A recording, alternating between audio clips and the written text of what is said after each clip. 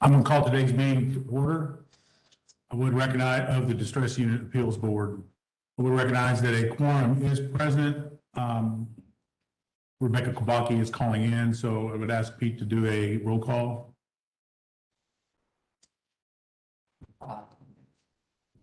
Mr. Joyce? Yes. Yes. Mr. Bennett? Yes. Representative Thompson? Yes. Senator Milton? Yes. I know that Mr. McAdams is not present, and just checking to see if Senator Brennan is also on. See her. And then waiting on Representative Rockwood. Okay, those that have said they are here, represent the quorum. Good afternoon. I am Paul Joyce. I'll be chairing today's meeting instead of Justin McAdam, which is absent from the meeting today. Would also like to recognize that we are in compliance with the open door law. The first item on the agenda today is the approval of claims or the approval of minutes from November 10, 2021, October 14, 2021, and November 10, 2021. I'd like to make reference to the meetings of October 2021, October 14, sorry, our in-person meeting that occurred in Gary. That in attendance was also Representative Hatcher and Representative Smith. Both were in attendance and were participating in the meeting. So if we could get that adjusted on the minutes, we'd appreciate that. Thank you. With that, I would take a motion on these board minutes that I just stated.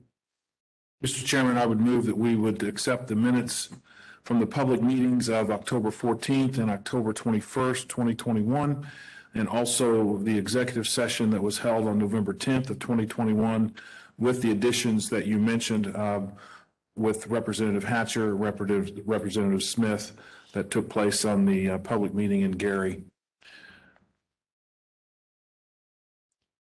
We have a motion. Is there a second? We have a motion and a second. Is there any discussion on the item? With none, Pete, would you please take a vote? Yes.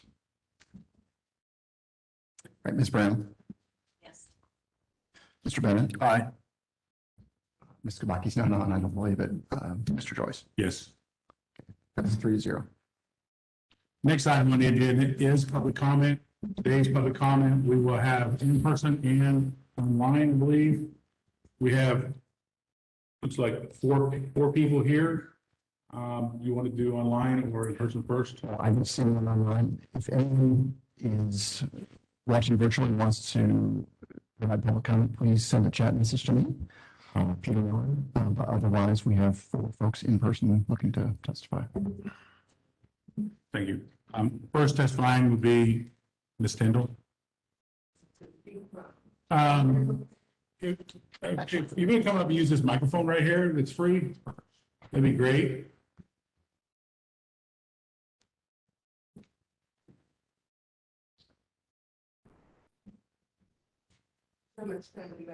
And normal words is 3 minutes, but let's just try to keep it close to that if you don't mind. Thank you. Okay. Good afternoon, everybody. My name is Lavetta Tyndall. I'm a resident of Gary, Indiana. I graduated of Roosevelt High School in 1966. Parents of children that have come through the Gary Public School system successfully, doing very well. And my late husband, was a graduate of Roosevelt as well. So I want to start with the Roosevelt concern. Some people from your organization have indicated they don't understand why some of the people in Gary hold the Roosevelt High School institution of learning in high regard. And I would like to refer you to the Notre Dame Cathedral in Paris that was established in 1345.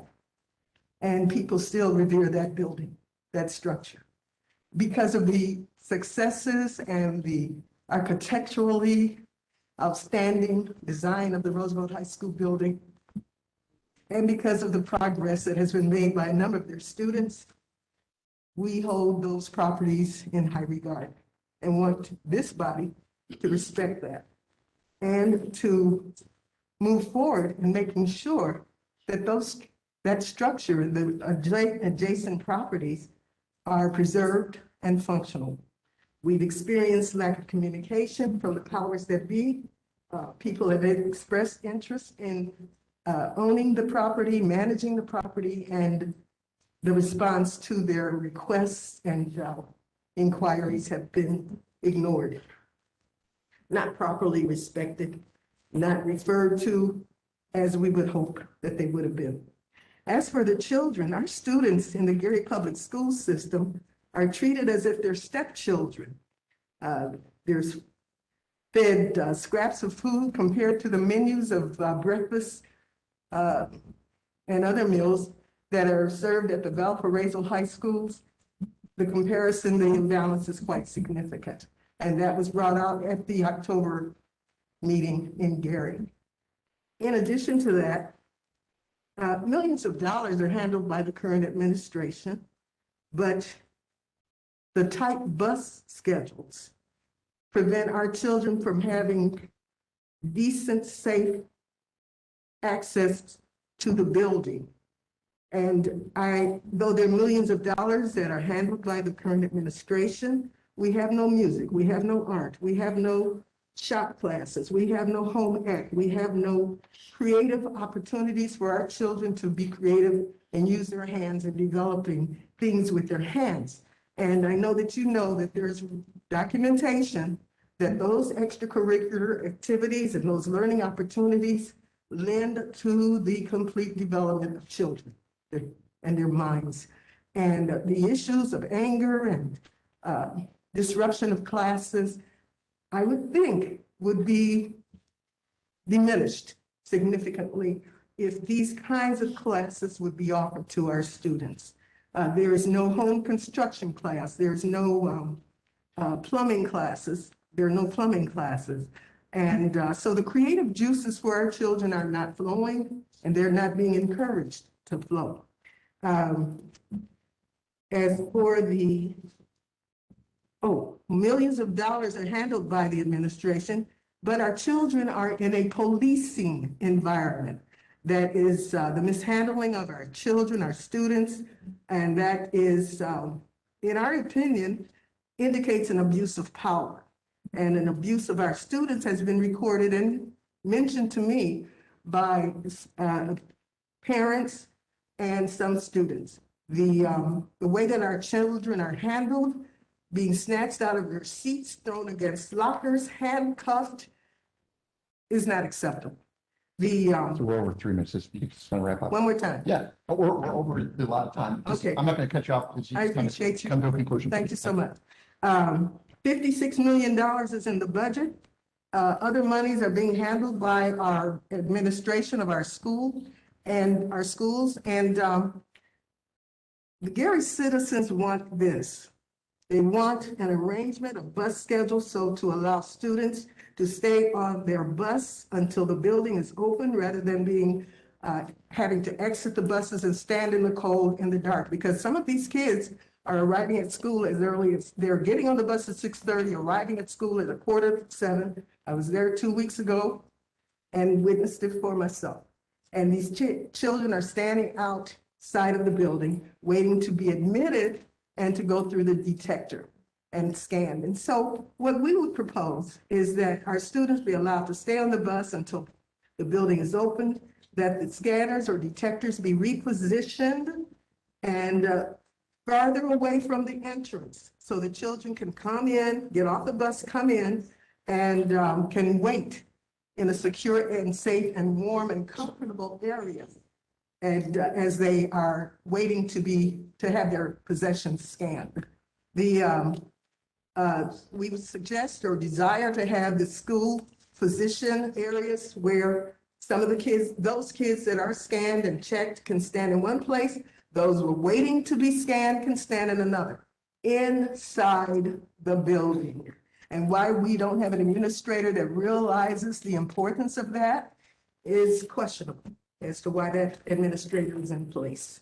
Our experience with Ms. Tindall. DUAB and the NGT, they need to go. We don't want them there anymore. We're tired of them. They have not proven to be beneficial to us, to our city, nor to our students.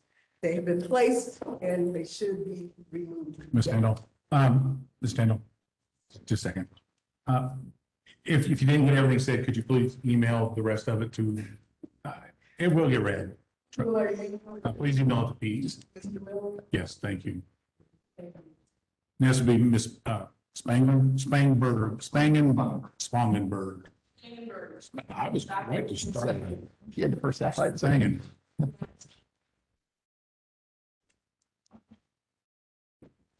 Thank you. Good morning. My name is Dr. Michaela Spangenberg. I am a resident of Gary, Indiana. And by trade, I am a clinical psychologist. And as a clinician, I'm very familiar with the need to prescribe a proper treatment for problems. Now, when our community in our school corporation years ago came to DUAB and asked for help, what they were not asking for was a takeover. We've all acknowledged or have started to move toward acknowledging that the issues that Gary faced fiscally had to do with tax caps. But instead of addressing that issue, instead, we were treated as though we had somehow mismanaged all of our money, that we were somehow grossly negligent, and that our school corporation should be taken away from us and should be operated by somebody else. Now, I would say that the years that followed have demonstrated that this was not the right treatment for our problem, per se. And our entire system of government rests upon the idea that government bodies are supposed to help communities. When a community has a problem, when a community is ill, when a community needs some kind of treatment or some kind of help, that we are supposed to be able to come to our government and say, hey, would you please help us? And just like in a clinical situation, if we find that the help is not actually helping but causing more harm, then we need to take an immediate action in order to rectify that. And the residents of Gary have again and again and again asked for the takeover to be ended and for some actual help to be given. And for a collaborative relationship, if nothing else, between DUAB and the community. I think that our residents have shown time and time again that they're willing to show up, they're willing to talk about what's happening in our school corporation. They're willing to help come up with solutions. But that connection is never made. And instead, we're told that our due process is somehow supposed to happen through a third-party private entity instead of the government. But due process is supposed to be part of what the government does. And in order to have actual accountability, we need an actual solution. And that solution isn't a continued takeover. We need an immediate transition plan to end this takeover. There's nothing in the legislation that says that we cannot have a superintendent. We need a superintendent. And we need a superintendent that the community is involved in the process of finding and choosing, as opposed to the situation right now where we have no elected official who has any official capacity over what's happening. And instead we have people who are appointed or people who work in the private sector. But that's not supposed to be who is helping us address these problems. Other communities have an elected school board. Our elected school board was treated as a problem, was treated disrespectfully, had first its ability to influence what was happening taken away. And now half of them, there's still this false claim out there, which can be disproven by simply looking at the public record, the Secretary of State, that half our board is allegedly not our board, but they're all still legitimate under the law. So I'm asking you again today to please put in place or start to put in place a transition plan that ends this takeover and that creates a new solution that will actually address the problem. Thank you. Thank you very much for your input. Next would be Ms. Johnson.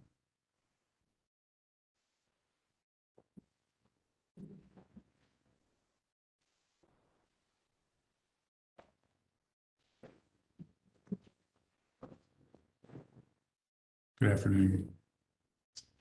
Good afternoon to each and every one of you.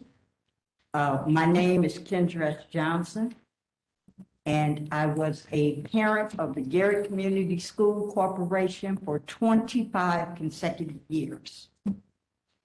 During that time period, I had at least one child in the Gary Community Schools, and at the highest, I had 5 children attending the Gary Community School Corporation. My youngest one graduated in 2020 from Westside Leadership Academy. My concern is, as always, it's always the families, not just the parents, but the students as well. That's why I say families. Because many times, it's not just parents that are raising their children. They're grandparents, guardians, individuals from the state. And I've had one issue that I've never had resolved as a parent and a stakeholder. I have consistently requested verbally a copy of the Title I budget, line item by line item, not a summary, not a explanation per se visually, but not necessarily handwritten, but a written copy of the Title I budget. I did not receive one before this state takeover with Jerry Martin, I believe his name was. I did not receive one under the emergency managers that you had in place. Peggy Hinckley, Mr. Marigas, Dr. Marigas. So now I'm hoping that that can be corrected because under Title I federal law, parents and stakeholders are entitled to receive a line for line copy of the budget so that they can have their input and assist in the education decisions being made for their children. And I know this because taxpayers' money sent me for training in Title I law, which I have continually offered free of charge to parents, not just in the Gary Community School Corporation, but the state of Indiana if requested. And even now, I'm making plans to go back to Gary, Indiana, and offer free workshops for parents to civilly work out issues and disputes with all educational entities, whether public, private, or charter. Taxpayers' money at work, that's what I am continuing to do. I could have stopped the minute my son graduated. But for it to work, we all have to work together. And if it's supposed to be for the sake of our children, then I'm going to do what I can until I'm in the grave to help do that for our children, because I have a child that's about to graduate college next month, my 4th child, the 3rd one that's graduating. So just as it was given to me, I'm giving back as well. Thank you. Appreciate it. Thank you, Ms. Johnson. Next would be Ms. Dunham.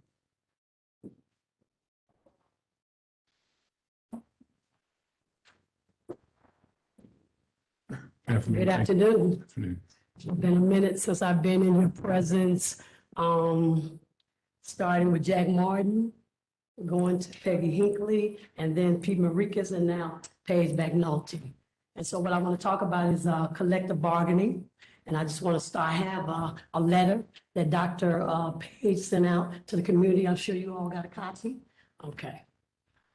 So you ought to never worry about who will be offended if you speak the truth.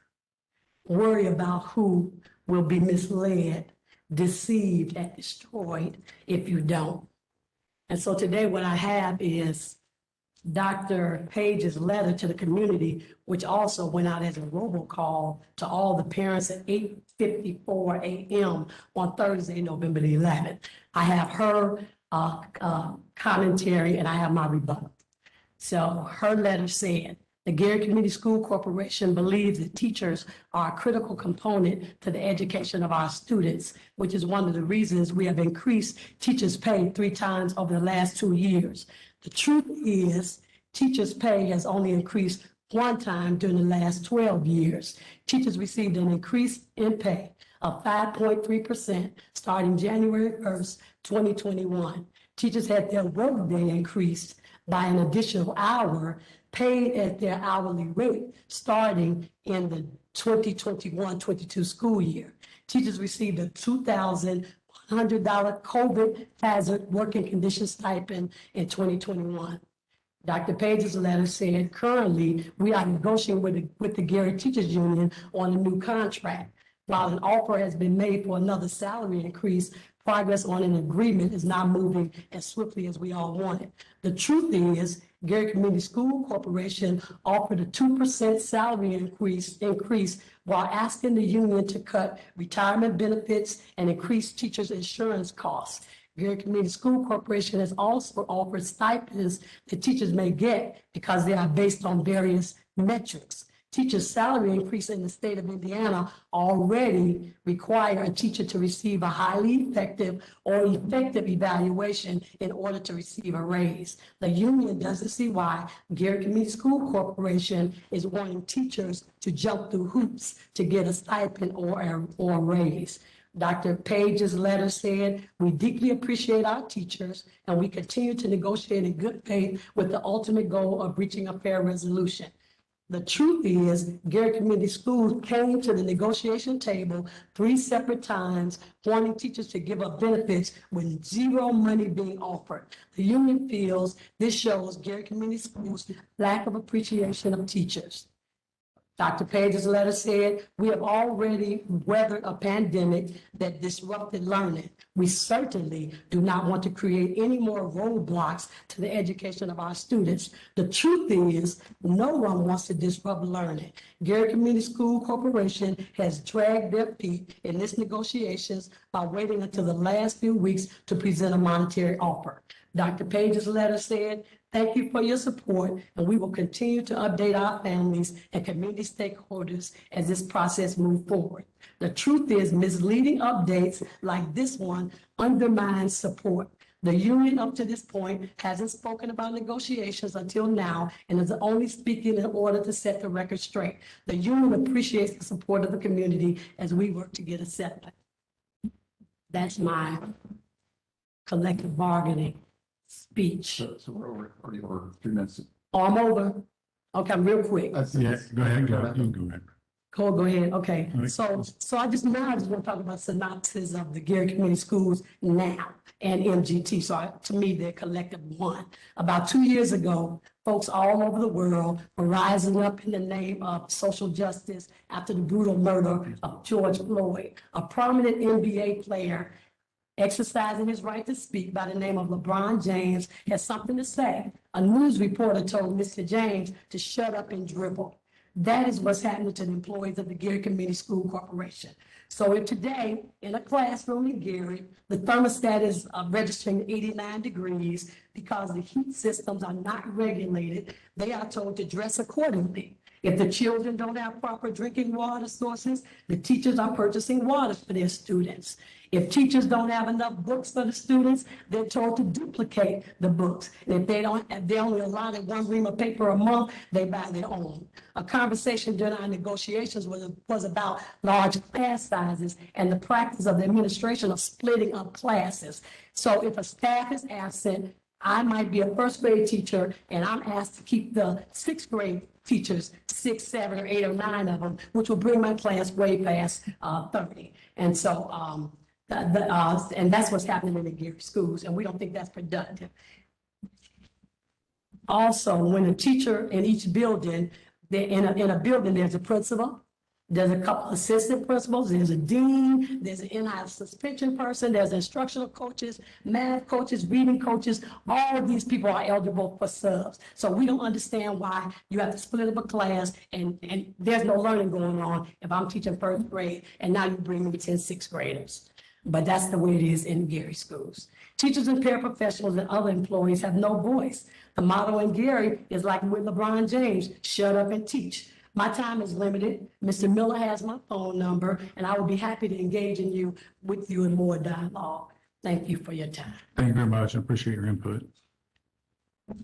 Next, we have Ms. Tatum, and I believe she will be online here. You're unmuted, so you can go ahead. Good afternoon. Can you hear me? Good afternoon. My name is Just a Pauline second, Bird. Pauline, we don't hear you in the room. Oh, can you hear me? No? Good afternoon.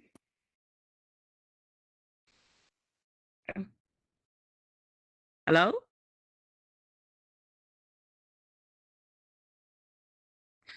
My name is Pauline Bird Atkins Tatum, and I am a native of Gary, Indiana, and I am the granddaughter of the late H.D.O. Tatum, who served as principal of Roosevelt from 1933 to 1961.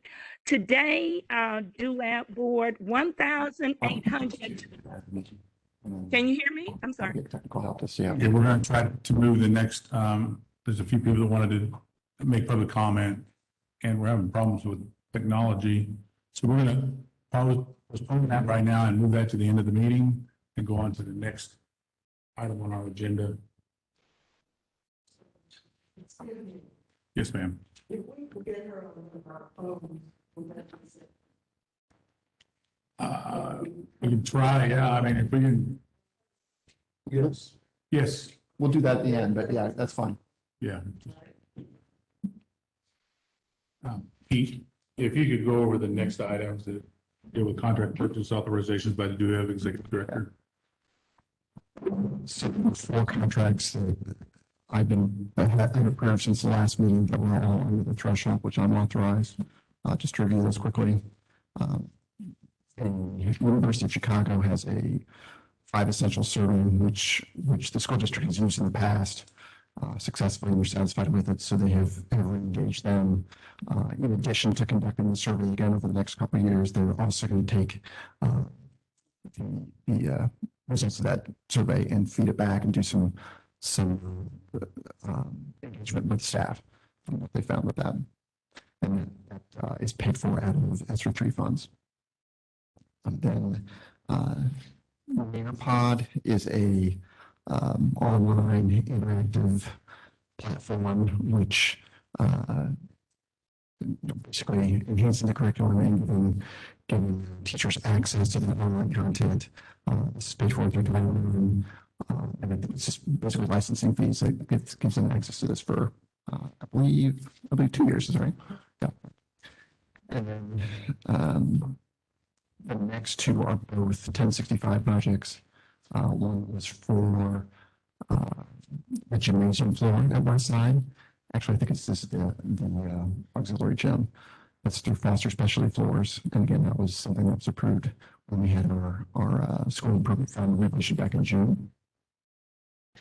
And then there's some electrical work related to the video and sound boards in the main gymnasium. That was also a follow-up to a 1065 project. I think originally we thought that could be done in-house by some electricians and found out that it was a bit more sophisticated, so we need to have some outside contractors do that work. So, any questions on those 4 contracts? Thank you, Pete. Next on the agenda would be the Gary Community School Corporation Manager Update. Dr. McNulty. Good afternoon. Get my microphone to where you can hear me. Okay, I have some things I want to update the group on and then some responses as we move forward here on the agenda. I did want to talk about that the demolition has begun at the Lew Wallace site. The demolition company is diligently working on this project. They have committed to saving several pallets of bricks, which we will have available at our Buildings and Grounds Facility Department that we will advertise to the community so they can come and pick up bricks as we move forward. Reith and Riley, one of our local contractors, is also there working with the current contractor as well. I do also, when I was stating before this meeting started, if you haven't had a chance to go online and see the fabulous event that we hosted on Saturday, our district was able to finally host its first in-person fine arts program for the students who are in the orchestra, the marching band, the choir, the dancing, all of those things that are going on. So we had over 200 students performing on Saturday night, over 2,000 people from the community who came for a free concert. It was a wonderful, wonderful event for our district and our community. So I hope that you have a chance to view it and maybe next time come, because it was a great showcase of our students' talents. We've also had the opportunity to expand our CTE radio programming. We've hired another radio broadcaster, and he's been working diligently to grow that program. It's been a huge success as well. We have students who are co-broadcasting, starting podcasting, live streaming. They will also be at the football games, basketball games, et cetera, as they move forward so that they can do the broadcasting and interviewing of the student athletes and coaches. Today, I know, for example, the mayor was on, as well as Steve Mays and myself as I was driving here for an interview. So we've had lots of people tuning into the new radio show. So that's an exciting thing for us. We are working on next year's school calendar. We hope to have that to the community here in the next several months so that parents know what to look for the next school year. We did host a district-wide trunk or treat last month, and it was also big celebrations and participation from our faculty and students and families. It was great to see the kids who came through and in their costumes and were able to see their teachers there and the administration passing on candy. So that was fun. We have partnered with the Gary Literacy Coalition. They have been in and will be reading to our elementary students, as well as providing free books now until the end of the school year. And we have also partnered with Purdue, and they will be bringing in their students for pre-service hours in the area of counseling within our school districts. I have some additions since the last I wrote this report, so I wanted to also share those with you. We did celebrate disability awareness at our district, and many of our elementary schools and middle schools participated in lots of activities, door decorating, reading, discussions within their groups about disability awareness. So I think that was a big success. We've got a lot of those posted again online and on our website if you want to view those. We also are excited to announce that because of our capital improvements at our facilities that we've been able to do and the talent of our successful student athletes, we've been invited to a bigger conference starting in 2023. We're going to go from a 4-conference division to a 10-conference division. So this is a huge celebration for our school district to be invited to this, because it's an invitation only. And we are excited to be able to have this opportunity for our students, because I think we'll afford them many more opportunities for scholarships as they move forward. And lastly, we're going to be hosting a holiday feast for the community, and that's December 11th. It's open to anybody who would like to come from 11 to 2. Our student choirs will be singing. The students have also at the elementary are making placemats for all the tables, and we have our student ambassadors who will be there for community service hours if they have to have a graduation. So if you're able to join us, we would love to have you. Any questions for me? Not at this moment. Okay. Thank you. Question. Yeah. You see, we're going to address some of the, Yeah. As we move through the agenda, yes. We're going to get through that. Do you want to go ahead and address yours at the time we go down here, or do you want to go ahead and address those three? As we go through the agenda. Okay, Yes. that's what's on the agenda right now. Not sure where Pete went. Yes, ma'am. You have it on the phone? Well, I'm gonna have to ask you to hold till Pete gets back. Pete he records the minutes. And I don't want her information to be missed. We're gonna go ahead and move on to the next agenda item. Pete's not here. Okay. And that is to discuss some of the follow-up items from October 14th meeting and the public comments that we took at that meeting. You should find it online with the information that we have, the questions and answers that have been developed up to date on this. And in Dr. McNally's packet, there are three, they try to summarize three of the larger items into those. And I'm going to let Dr. McNally go ahead and start with the first one and go over those top three. And at any point in this time through that discussion, if any of the members have a question for Dr. McNally, please don't hesitate to raise your hand, and Dr. McNally, please. Yeah, absolutely. We're on team. So first of all, we welcome the feedback and we look forward to continuing conversations for the stakeholders and being able to answer questions. So as stated, we have answered these as best we can. We have posted or will post these at the end of today on our website and continue to add to them as we move along. But just to kind of group them into categories and to talk about them at a high level, not to go through them point by point, but to talk through them. We did talk, and we have been talking about school security. We absolutely believe that the school security has gotten much better at all the schools. We've had a great 4 to 5 weeks at our school district with virtually no issues. The ROTC promotion ceremony and the ROTC students and military have been helping us a lot. The student ambassadors have been actively engaged in partnering with us, and the new systems that we have put in place, procedures, have also helped with all of that. So we absolutely believe that the school security is much better, not that there's not always room for growth, but things are going well. Communication and community engagement, we continue. 1 second, Dr. McNally. I'm sorry, Oh, Dr. I'm sorry, I didn't see you. No, you're fine. I think I'm going to have at least one question on all three of these. So Okay, if we that's could, are you still tracking the number of incidents? We are, yes, And what's the trend line? way down, way Okay, down. okay, Yeah. good. And I didn't see anything addressed, and I understand it's still early. It's just been a month. But what about the model for alternative school students? Is there, I'm assuming there's discussion. Could you share what that might be? And So we do have the alternative night school that's going, and Yeah. so we have many students that are in that school, and it's going well. Those students are getting extra social work services, wraparound services for their families as needed. They go in person in the evening, and then they have services available to them throughout the day as well. when you say services, could you? Like social work, guidance counselor, drug and alcohol counseling, anger management, Okay. academic intervention as well. Okay. All that type of stuff. So it's kind of tailor-made for each student.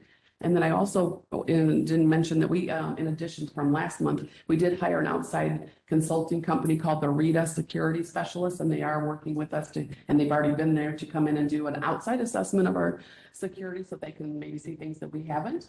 So they've been meeting with us regularly and made a couple of suggestions already that we've been implementing. Good, thank you. You're welcome. Senator Melton, do you have any questions on that? Can you kind of break down the security vestibule, what it's, can you give a little bit of description of what that is?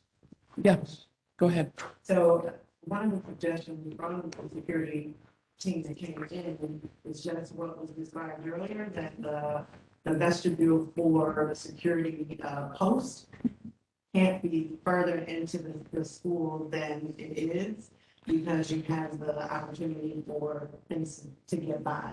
So they're at the door for a purpose. That is what most schools do. And students that are outside waiting to be screened, there are adults who are supervising those students. Okay. And a follow-up question that Mr. Bennett asked in terms of tracking those trends of incidents, if that's something that you could share with DUAB, so we can kind of see what those trends are. Yeah, we can absolutely bring that data to the next meeting. That's all I have for this segment. Okay. So then again, under communication and community engagement, we continue to meet with frequently with stakeholders. We do that in a variety of venues through Jay's Breakfast Club, the radio, community meetings, city council district meetings. The principals have also added monthly community meetings at all of their schools, which have been posted, and are serving dinner and having open dialogue with their families. But we frequently are out and about meeting with stakeholders throughout the community and have those posted on our website, and we'll continue to do that. Any questions on that piece? What is your policy on returning phone calls and emails or having requests for meetings? I mean, do you have a policy of I that? wouldn't say we have a policy, but what I would tell you is that if someone calls and wants to speak with any of us, always, and I would say that's pretty much at all school districts, we ask, have you talked to the principal? And if they haven't talked to the principal, we ask that they first speak to the principal to try to resolve the situation. If that doesn't work, then they need to go to the director of secondary or elementary to try to resolve the situation. And if that doesn't work, then certainly myself would get involved. But we don't, in any school district, don't just go straight to the superintendent, if you will, unless it's a community person that needs to speak or, there's an issue. But otherwise, we try to have people follow the chain of command. Otherwise, you're just the middleman, if you will. Is that written down somewhere where people can actually have that understanding? It is, So they can- being that we receive title funds, there is a policy that we follow about getting back to parents when there are issues. There's a form that can be found online, and also Mr. Williamson can speak to further, but yes. I mean, do you have parents- it like on your website where when they go on there, it's like contact an administrator or something, and here's the process? Because I think that would help. Yes. Yes, yeah, it is on the website. And so we also have family and community engagement liaisons. They have open hours for families to come in. We know that families need different types of ways to ask questions. Not all of them are going to send an email. Some of them need to visit the school. So we have a staff member at every single building that's solely dedicated to family and community engagement that meet with those members, and then they help facilitate the complaint forms that we formally follow up on. So there's multiple avenues that if anyone had an issue, there's ways that they can get a hold of us. I also have like every 2 to 3 weeks, a luncheon for parents, and it's open to any parent. And so I do that regularly. So we had pancakes with Paige a couple of weeks ago and chili and chat last week, Thanksgiving luncheon coming up. And parents come in and have lunch with me, and we just talk about, it's an open venue. We can talk about anything. And that's a well-attended, great opportunity for anybody who wants to come. Thank you. Mhm. This is Rebecca Kabaki. I have a question. Okay, so the next area that I wanted to discuss was the food. Can you hold, I think Ms. Kabaki wants to say something here. I just want to, Yeah, I just had a question. just You a said second, that if Rebecca. a pa- Hold on. Okay. Let me unmute you.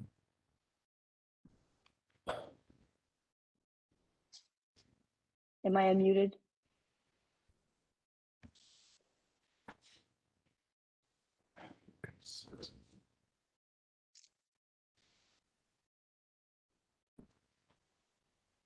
Okay, I'm unmuted now. Okay, try once more. Okay, Rebecca, can you try to speak, see if you can come in? okay. Can you hear me now? Okay, I apologize. It's the same issue we had before. So Go ahead. go ahead. Okay, so I did want to address the food. We have met with Sodexo, who is our food service provider, several times, and met with them again after last month's meeting to make sure that we could address the community concerns that we heard.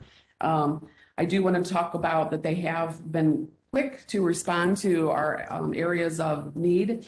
And so they have been doing student surveys, asking for student information to give them back about feedback on the food, what else they would like to see as far as food options.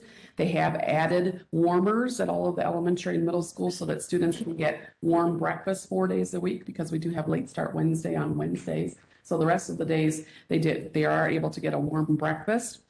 Sodexo has also started hosting a monthly parent meeting as well, so they can hear directly from parents. We've also asked them to add things such as salad bars and taco bars and things like that, so they have done that immediately. And they are also offering tickets to parents so they can come in and eat a meal with their child sometime during the school year so they can see for themselves the type of food that's being served at our school district. And lastly, we've asked them to make the menu more kid-friendly, because when you hear ultra bread, that sounds bad, but it's really banana bread. But we need to say what it really is, and so that it's more appealing and kid-friendly. So they have done that, and those menus have been posted. I would like to make a comment on the food. Sure. And actually, I saw this at lunch today, so it's not something I actually made up. I would like to say I did, but I didn't. I just added a few words in it, but nothing's more important to learning than the food that we put in our body each and every day. And food, the nutrition that we get from it can dictate our mood. It can improve our energy levels, and it can allow us to focus clearly and make us feel great as a person. Proper food can feed and help develop our youth, can make their minds great, and can make them feel better and have a desire to learn and soak in what we are trying to teach them. This was brought up at that meeting more than a few times. It's brought up again today. And I do hear kids more than I hear adults, because they're the ones that it impacts on a daily basis. And when the young man stood up there and said that he deserves better, I agree with him. He does deserve better. And I think what we were giving was less than deserving. I mean, I have to say he deserves better. They all deserve better than that. I don't walk away too often embarrassed in places, but I was embarrassed whenever I went in and I asked the children about the milk situation. And I find out later that, I mean, the breakfast is not the same thing that a lot of kids are eating. And that was embarrassing to me as a person. And it shouldn't be that way. They have, and they deserve a better on that. Sodexo is the one that you've chosen to be that vendor. Sodexo is a well-known company. They know better. You need to raise your expectations of Sodexo. Having the warmers in there now is great, but they should have already been there. They know this. They're trying to do it on the cheap side. We need to raise their expectations. We need to raise our expectations to meet that individual that came to talk to us, his expectation of what is deserving for just food to feed their minds. You know, when I was in the Navy and I was on a ship and you know, once again, the people like that, people say, man, Navy food's bad, it's horrible. It depends where you're at. The captain that I had on my ship, he required the officer of the day, whoever that was, to eat the meal down in the galley with the enlisted sailors. That's where they had to eat. There was no other option. They served food in the wardroom for the officers, but they didn't get to eat there those days. They had to go eat with the enlisted men. And the purpose was that he was to ensure that that food was good enough for him and the rest of the officers. If it's not good enough for them, it's not good enough for the man that's running his ship. And if there was ever a problem, he would shut it down and make them start over. And I would implore that you do the same thing at your community, your school. See what they're eating. Are you going to eat ultra bread? Okay, is that what you want for your breakfast, for your children? And when you do, because that's the standard we need to have. And I would ask that you create that standard. That is my expectation as an individual. And I believe that's the expectation of the young man that came up there and said they deserve better. And you know, so anyhow, that's what I have to say about food. Okay. Mr. Chairman. Thank you. Question. Senator Melton. Thank you for your comments. I truly appreciate that. And I did find that concerning that they're just, I want to make sure I'm getting this right. Are they just getting warmers now? So for this length of No, there's time, warmers. are they just getting warmers now? There's warmers, but we made sure that there's more warmers so there's more access for hot breakfast in the morning. So they had them before the public We meeting. purchased more. Okay.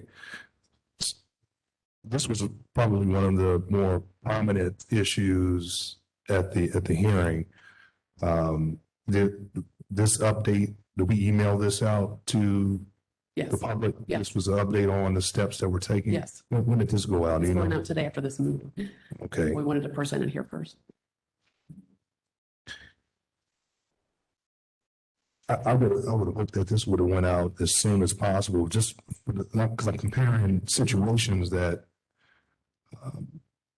we didn't immediately update the public on this via email, but the negotiations of the teacher contract went out via email. So I think from a priority perspective right now, that this should have been done. So I hope that this email goes out with a little bit more intentionality and just kind of being more strategic on the specific concerns that the community shared that day. So that's what I'll speak on the food offerings. But I thank the chairman for articulating that message.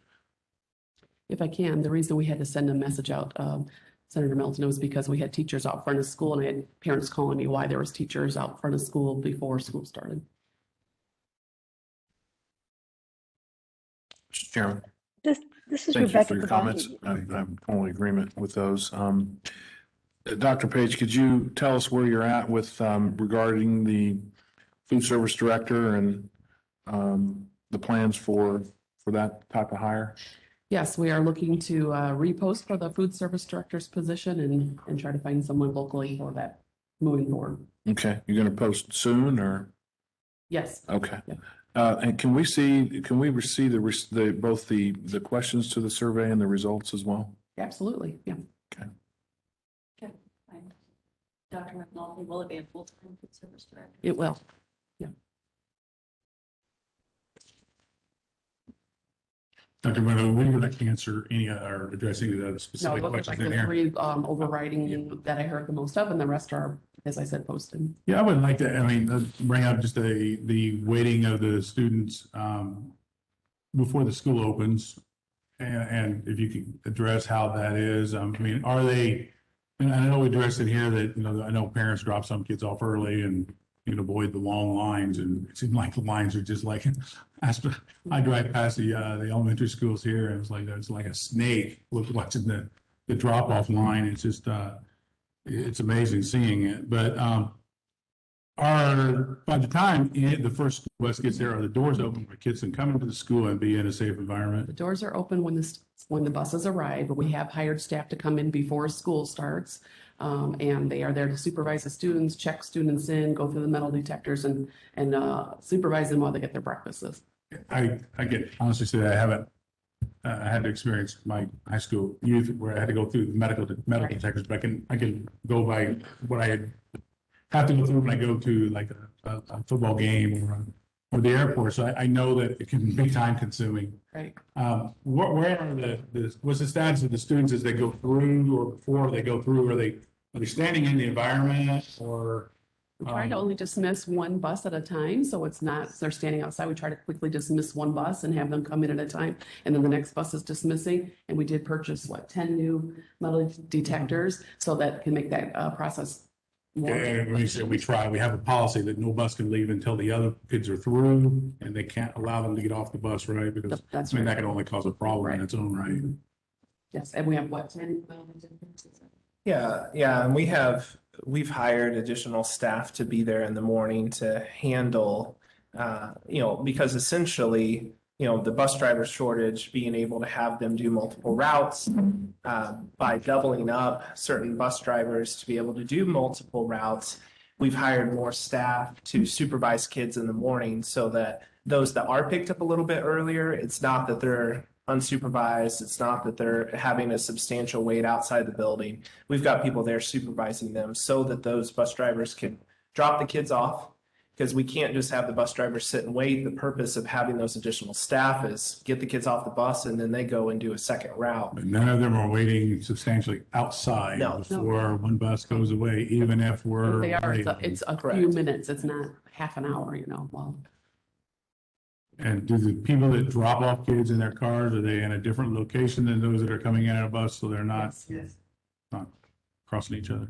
Okay, thank you. Anybody have any questions on the comments that are here or I got a couple more questions. Yes, Senator Dalton. On the, did we do the public meeting yet for the budget discussion that took place? When did that take place? Our last meeting, I believe, The budget was on Monday, October 25th. October 25th. Was it share the plans for the use of federal funds and the use of the school improvement funds, just kind of share publicly? I know we talked about that in our last. Not during the budget adoption. The budget adoption was just a DLGF budget on our levy funds. Okay. But we did then, she and I recorded a budget finance about federal funds per your suggestion on those other topics, and we have posted that out That's on Facebook or? on all of our sites. Okay. Yeah. How was attendance at the public meeting? I was just curious. For the adoption, Yeah, we had three. Grade 4 and 5, Yeah, not a it lot. was low. okay. Because it was promoted through, I know by law, you have to do it in the paper. No, not anymore. DLGF only requires that you have to Gateway. do it on Gateway. It's all So to promote the meeting. Gotcha. So the full meeting itself is available for people to watch the budget meeting. I just want to make sure so I can tell because it's okay. It's on Facebook. We put it on Facebook and. Right.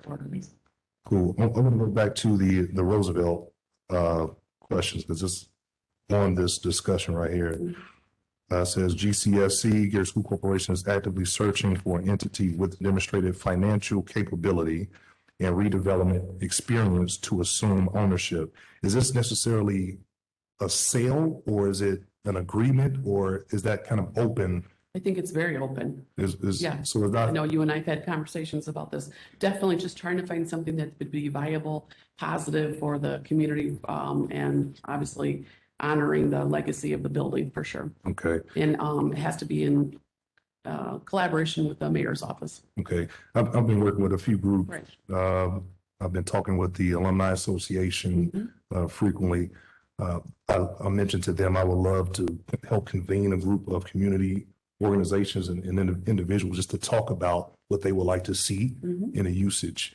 And it would be great if, someone from the district participated in that discussion, just so we can kind of vet ideas and concepts of how to keep the memorabilia, how to kind of preserve the history of the district itself, right? Right now, and I know it was brought up, I don't think it was answered. Where is all of the memorabilia kind of collected? Is there a single location There is. where everything is located? There is. Yeah. I'd like to keep that. I know. I'm saying, all right. All right. So let's see here. That answers that question. And answer the question about the 30 minutes outside piece of it. If I can answer the question, please, looking at all these papers. There was a question, I think it was by Ms. Johnson about, I think it was the Title I budget. Have she put in a records request for that budget? She has not. So, yeah, I think she referred to in the past and not any recent, but she's welcome. I serve as our Title I director. She's welcome to, I'll talk with her after today. Please do, because Get her otherwise I'm access. sure you're gonna get a public records request for it, and I know Yeah. it's disclosable. Yeah, absolutely. Yeah, definitely. We get public records requests for the federal funds currently, and we've complied with all of those. So I'd be glad to give her access. Thank you very much. Mr. Question on that. Yes, sir. What's the proper process if a person wants that documentation? So folks will know in the future, is it in writing? Yes. And in all public records requests, they actually do have to be in writing, and you actually have to submit them to them.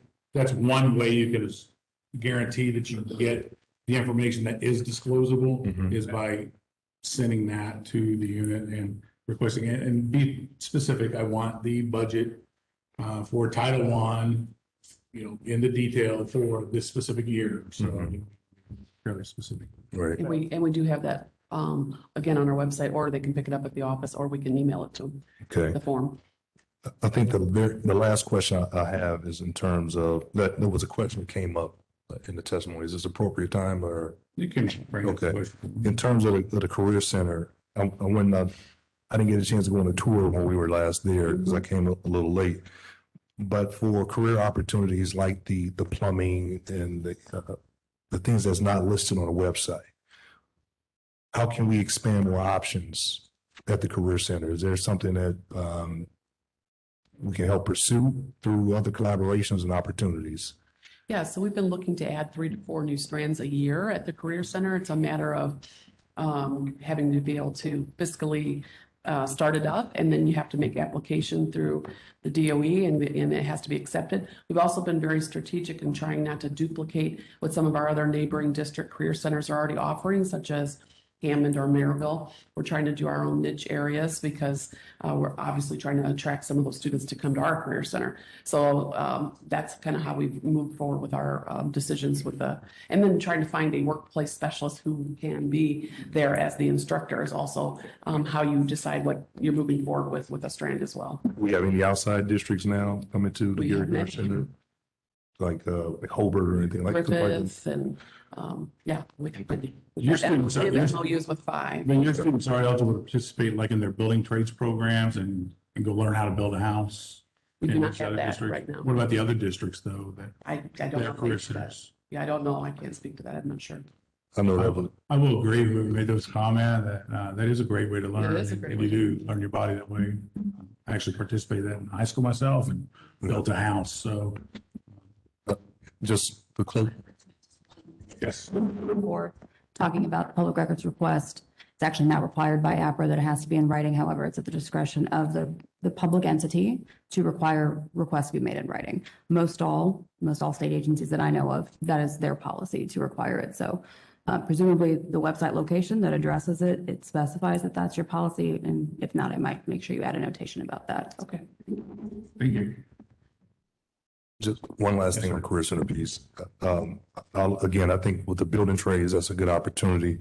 I talked with the governor this week and we were talking about the, I don't know nationally what you want to call it, but the job opportunities that's available for folks.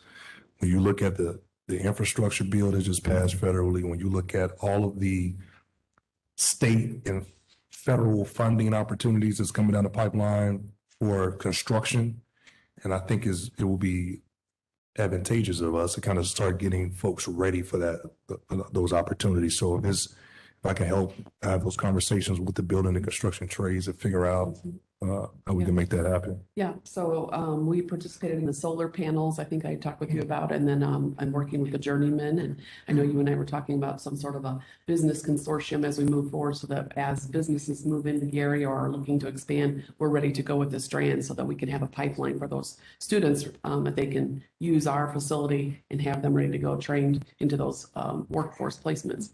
All right, thank you. I will say, I still tell people about my trying to virtually weld with the. It was a very good learning experience and students really acted like, I mean, they did much better than we did.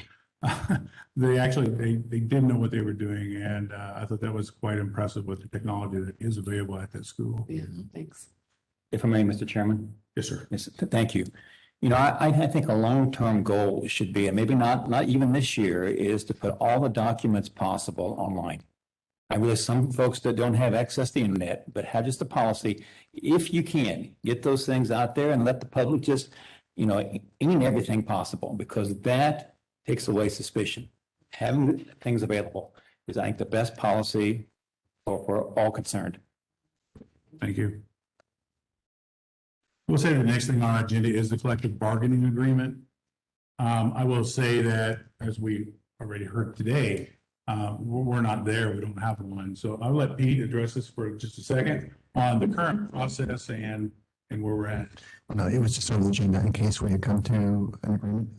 The deadline before an impasse is declared is November the 15th, which is 2 days ago. So we're officially at an impasse. Next step would be for the Indiana Education Employment Relations Board to appoint a mediator, which I think that process lasts for 30 days. So, yeah, I just want to say that I want to make sure that accurate information is going out as we move forward. That was not our last and best offer that was on the table. I just want to say for out loud. Okay. We are bargaining in good faith, and we're going to continue to do that. I'm optimistic that we're going to come to a resolution. We did file impasse. A mediator was assigned yesterday. And so we will have dates set up in the next 2 weeks or so. And the mediation goes from December 1st through December 30th. We have 3 sessions, and I feel optimistic we'll get it done. Great. That's where we are. Thank you, Pete. I would like to add one thing to the number 7 item, which was follow up on October 14 public comments. What I forgot to add that I just wanted to thank the community for coming to the meeting and sharing their comments, coming today, sharing your comments. Justin, which is the chair of this board, finds it very important to have public comment and do it. And although the meetings themselves are not set up for dialogue back and forth during the comment period, the comments that are given, whether they're verbal or in writing and sent to us, we do look at them, we do research, and we try to answer them. And it is for the betterment of the school corporation. Everything, of course, that gets asked won't be answered, but it does open our eyes to a lot of things that we can't see on a day-to-day basis. And so with that, I just want to say we do hear you, and we do appreciate your comments that you do make. The next thing on the agenda is we have three contracts to take under consideration. The first contract that we have for consideration is the urban seating contract at the West Side Auditorium seat restoration. Contracts in the amount of $401,289.69. Pete, do you want to take this comment? We can Okay. Okay. All right. Please comment. Yeah. Okay, so regarding this contract specifically, as you mentioned, it's with Irwin Seating Company. We did engage in a request for a proposal, so that was posted publicly, and we're intending to use 1065 funding for it, which was included as part of the amendment this past June. The work summarized is as we've got seats in the auditorium, which, you know, to reiterate, is used for many wonderful things, including this past Saturday. And so it really is the premier location for events in the city of Gary that are theater, concert. If you've not ever been in the auditorium, it definitely is a sight to see, but the seating definitely needs to be replaced. So we're stripping down the seats and replacing, keeping the bones, replacing the other components. So we did get a couple bids, and the one that our committee recommends is before you in that amount. Wes? Yes, Comment? thank you, Mr. Chairman. How would you characterize the current condition of the overall auditorium? Well, it's beautiful. If you haven't seen it the next time you're up there, I actually would love it to coincide when we do a student performance. Mentioned before, abilities to have, so you've got sound amplification. Saturday, Yolanda Adams sang, but Ray Charles has performed there. You've got Maya Angelou has. I mean, the names that have been at that theater guild are impressive. So a lot of there's community member opportunities. It's actually a revenue source possible for us of renting out that space. But after sitting there 3 hours myself, in those chairs, you feel it. And so it definitely is in need of a rehab. But everything else, I mean, it's got a good orchestra pit. It's got wonderful student paintings, sound amplification. The chairs are Chairs are over 30 years old. yeah, chairs are, and they feel it. You can feel stories. But IUN is, for example, IUN University is going through renovations, and they're renting out our auditorium to hold their graduation ceremonies at the end of this. Well, my point in asking is there additional money that is going to need to be spent sometime in the near future to preserve it, to keep maintain it? Mm-hmm. So I noticed that the work is going to be done off-site. Are they? I believe this was this a Grand Rapids company, Yes. Michigan? Yes. Are they going to be transporting the seats back there and refurbishing Yeah, they're them? going to refurbish them, then bring them back. Right. There's limited companies that do this type. I understand. Yeah. No, I'm sure it's very specialized. So, That's all I have. Thank you, Mr. Chairman. Got a question. Yes, sir. Just for sake of clarity, are these being fully replaced or are they being Refurbished. refurbished? Yeah. Okay, Or take the cushions off and redo them and put them back on. okay, Because the structure of the seat themselves are fine. got you. Good. Just one quick comment. I want to just acknowledge Mark Spencer, who has been there for 20, 30 years probably. Yeah. He's doing a phenomenal job at that facility from an artistic perspective, but also from that audio visual that you mentioned. So I just want to acknowledge the good work he's been doing.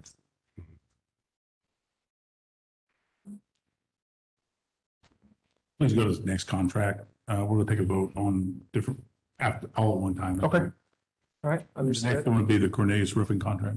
Okay. It's okay if I take that one? Okay. All right, so this is phase two. You've in the past approved phase one, so this is just the second piece. This one is going to further address the roofing needs at West Side, our high school, as well as Beveridge Elementary. It's in the total of $5.4 million. The recommended vendor before you is one that has done work for us in the past. They did the roof at Bethune. We found them to be of very high quality. With any vendor, you get what you pay for, and we've been very satisfied with their performance in the past, and believe that they'll do a good job for us. This puts us on track with our total projections. This is not the only roofing project that will come before you. There will be future ones, but this is phase two, and that would summarize this project. Could you share the involvement of the community within this contract? Is there any? So this project specifically is a Gary vendor. It's Corellis. We only had 3 in total that even bid on the project, but this is a Gary vendor. Thank you. Any questions on? Mr. Chairman, thank you. I think we've all heard about the supply chain problems that we're experiencing. Are you confident, and I think if I did the math right, it should be pretty simple. This project's going to take about 10 to 12 months. Is that? Yeah, and we're bringing it forth to you now so that we can place orders now. There's actually going to be quite a bit of a lead time. We're trying to get approval now so that I would say next August, we're trying to break ground. Yes, so they have started in August. The other vendors had a more lengthy timeline. So this particular vendor that we're recommending, because of their premier status with the vendors they use for their supplies, are able to get the supplies earlier than the other vendors, which saved us probably about 4 months from beginning to end in this project. And I believe, correct me if I'm wrong, but there will be someone on behalf of the school system and doing inspections and keeping the roofing company Yes. on time, Yes. on or under budget, We have a- minimizing change orders. Yeah. Okay. Yeah, All right. you've met him before, and he's excited about this project, and he's going to keep a close eye Okay. on the progress. Okay. And also all of our roofing bids are reviewed and analyzed by an architect and an engineering service as well. Have all of their standard. And I think the only other question I have is because of the long lead time, it may just not be able to get around this, but there's the potential for change orders on a project this size. And when you look at, I'm not sure what page it's on, but there are additional, what do they call them? If extra work is necessary or requested. Are those pretty firm prices? Are those, I read somewhere in here that the pricing is only guaranteed for so long. Right. Yeah, No, I was gonna say, we do have we meet with the vendors, so we had a pre-bid and kind of a post-bid interview with both of the vendors to go over any sort of additional scope change order work, things of that nature. Part of one of the roofing, I believe it's on west side, actually has a wall that has to be reconstructed as well. So there's some masonry work that's involved in it.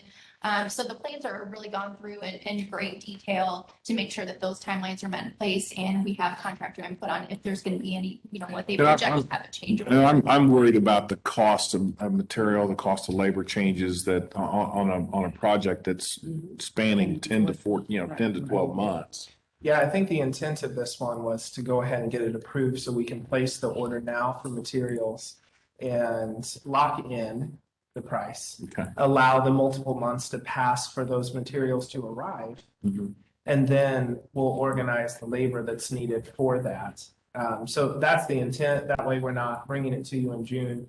And then, but that's where the lead time is. We, Pete and I actually spoke about this of, the supply chain issues are making things difficult. And so I anticipate in the future that, we may come to you with, we need this contract approved, but if there's the ability to have, buffers or contingencies that we ask for pre-approval for, because things are changing on the daily with prices and labor.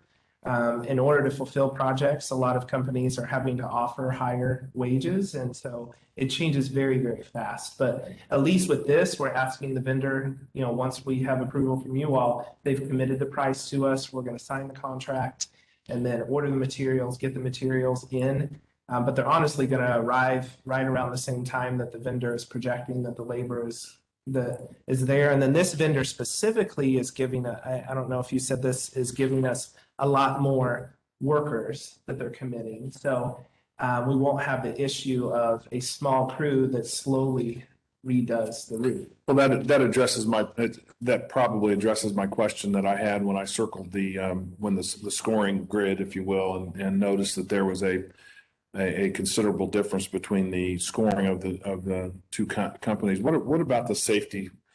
I noticed that there was a tremendous difference in the scoring for the safety. Would you touch on that for us, please? So Corliss actually has an entire safety plan as a company, and this was something that they feel strongly about. They have an entire department dedicated to safety, not only for their workers, but also for any hazardous materials that are being pulled off the roof as well. There could be OSHA violations, things like that. So that's something that they take specifically very seriously, and that was not something that was in any other proposal that we received. So that was scored much higher. We've had, certain issues that have been addressed with other contractors that are currently working on roofing projects that we were able to rectify, but we feel strongly that this is not going to be an issue with us. Good, thank you. I think that's all I have, Mr. Chairman. Thank you. Question? Yes, Senator Martin. I'm looking at the report online, with the School Improvement Fund as of, I think it was updated in November. It will be helpful. I would like to see the information of how much has been spent per school building. I think if you add that in the document, that might be helpful for folks to see how much has been spent at this point at West Side and the other schools of that nature. One other question I had in terms of going back again from a facility perspective, are we expending any cost at Roosevelt right now for like security, utility, and things like that? I was just No curious. utility, just security. Okay. So do you know on average how much that might cost? Okay. What about in terms of lawn maintenance, things like that? Because I know that's a huge issue sometimes in the summertime. We're doing that in-house. In-house. All right.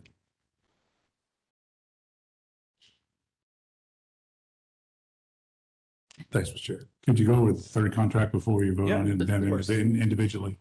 Okay. Thank you. Third contract before you is at Beveridge Elementary. The current boiler system is 60 years old, and we don't want to be in a situation where it goes down and we're closing school. So this is really bringing our last school up to the best case scenario that we would have for a heating process. So this project is a Gary vendor as well, Mechanical Concepts. They have done work for us in the past, have experience with other school systems, very similar in price to the other vendor proposals. We only received one other complete proposal, very similar in price, but this one had a track record, the other one did not. So this one would be replacing the existing boiler system with a three-tiered boiler that would be brand new and make sure that we had a functioning system and a backup if main boilers ever went down. Thank you. Is there any question on the boiler? Yes, Mr. Bennett? Is there going to be any need for any kind of demo, or let's just say creating new space to either remove or install the new boilers? I know the new boilers probably look a lot different and Yeah, the existing boilers, I told Pete yesterday, there's one old one, it's actually two. So Pete, I'm correcting my statement to you. The new system has three. The old boilers are really huge. And so, you know, if you take any equipment from 60 years ago and get new stuff now, you know, it's a lot smaller. So it's going to be using the existing footprint, but it's actually going to be much more manageable. Yeah, and I'm sorry to interrupt, but because you make my the point that I didn't frame my question very well. I'm more concerned about taking the old ones out. Right. Or you have to make a hole in the building to get it out, because typically those are put in when you're building the building. Is that a possibility? Yeah, understood. I would have to get back to you unless you know that answer. Okay. I don't think so. I mean, I don't know that that was necessarily in the scope, but Okay. I'm sure that's been thought out. Okay, okay, okay. That's all I have. Thank you. Thank you. If you could just get back with Wes on that, I'd appreciate it. And now we're going to take these individually, contract by contract, and then we're going to do voice vote because I believe Rebecca is on the phone. So the first one that we're going to take for a vote would be the one on urban seating for the West Side Auditorium seat restoration in the amount of $401,289.69. Do I hear a motion? So moved. And a second. Is there any discussion on it? Seeing none. There is a motion and a second to approve the contract to urban seating West Side Auditorium seat restoration project for $401,289.69. Mr. Bennett, Yes. Ms. Brown, Ms. Kabaki, Yes. Mr. Joyce, Yes. passes 4-0. Thank you. Next contract we're going to take a vote on is the Corellis roofing contract for the West Side and Beverage roofing replacement in the amount of $5,447,977. Is there a motion? I second. Is there any discussion?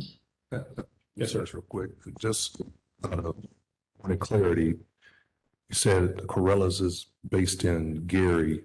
Where are they located? Because I wasn't familiar with Corellis being located in Gary. I knew they had a Hammond.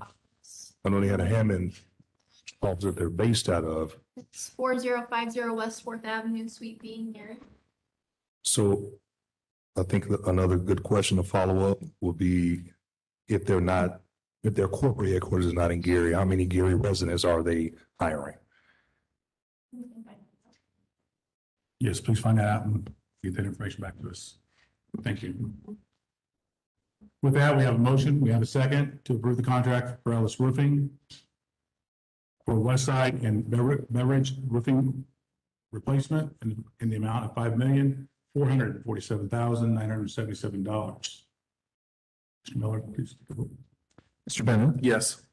Ms. Brown, Ms. Kabaki, Yes. Mr. Joyce, Yes, passes 4-0. thank you. And we would definitely like the information to share with Senator Bowden towards the community as to the individuals being employed by the roofing company. The next contract we have is with Mechanical Concepts for beverage boiler replacement in the amount of $485,000. We have a motion. Motion, so moved. Thank you. We have a second. Is there any discussion on this contract? Just the same request, similar to, the only one that would be different is the seating situation, which has to be outsourced to the other company, but anything that any company that's probably going to be doing work in-house, if they can provide that same information as a. I think that's probably good information to have on every contract is what is the makeup of the employees that are working for the contractor? Okay, And are they part of the Gary community? understood. Thank you. We have a motion, we have a second to approve the contract for mechanical concepts for the beverage boiler replacement in the amount of $485,000. Please take a vote. Mr. Bennett, Yes. Ms. Brown, Ms. Kabaki, Mr. Joyce, Yes, passes 4-0. thank you. Next on the agenda is we're going to circle back and get the individuals that we skipped by the first time. Please come forward, and we're going to have on the phone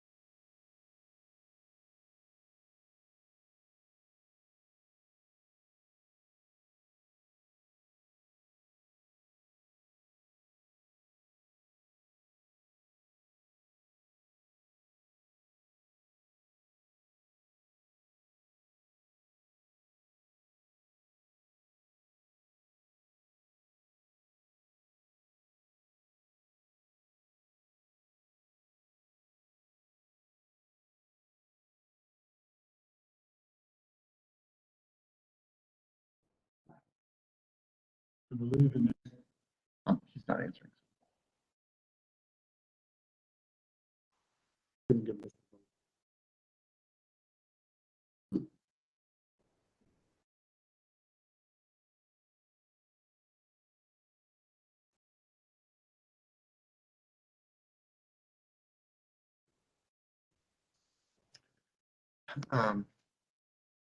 Yeah, I've tried it a couple times, so I think we can proceed. we are now going to move on to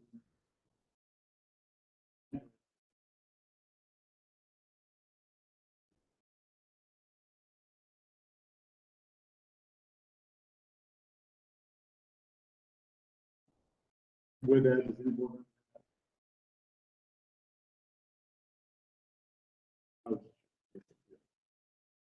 I guess these comments are more directed to members of DUAB, and just kind of, again, thank you for coming to Gary on October 14th. I think it was very clear on the message, what it was the takeaway from the community.